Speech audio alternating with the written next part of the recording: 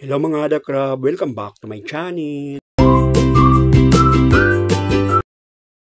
So for today's video ay pupunta nga ako ng palengke at tayo ay mamimili ng mailuluto ngayong malamig ang panahon. So alam naman natin kapag malamig ang panahon ay kailangan natin ng mainit na pagkain tulad ng mga sabaw, ng sopas, ng bulalo, ng sinigang at kung ano-ano pang mga pagkaing mainit para sa mga panahon na katulad nito. So ito na nga, naglalakad na ako palabas ng aming barangay at pupunta na nga tayo ng palengke nang sa gayon ay makapaghanda na tayo para sa iluluto natin ngayong malamig ang panahon. Isa sa mga paborito nating gawin kapag ganito ang panahon o klima ay ang magluto ng pampainit. Hindi alak ang kailangan natin para mainitan ang ating mga sikmura o ang ating katawan.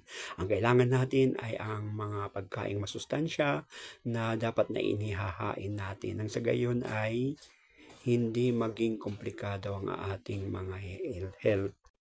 Ilang araw na nga rin ang pag-uulan na ito, kanselado na ang mga klase, kanselado na ang mga trabaho, kanselado na ang lahat ng mga gawain ng tao dahil sa perwisyong dulot ng habagat at ng mga nakaraang bagyo.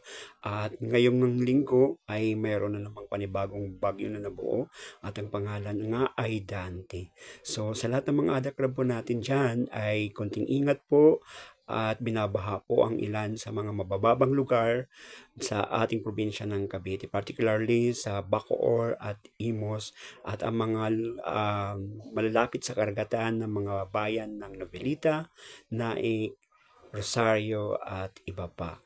So dito naman sa Dasmariñas kahit papaano ay nasa mataas na posisyon po ang ating lugar kaya hindi tayo mga ngamba na babahayan po. Pero mayroon din mga reported na binabahan na rin ng ilang lugar sa ating bayan ng Dasmariñas, Cavite. So ingat-ingat po sa ating mga kababayan at sa ating mga adakrab. Sa mga estudyante ko, kunting ingat din po para nang sa gayon ay pagkatapos ng unos na ito ay magkita-kita pa rin tayo sa ating paaralan.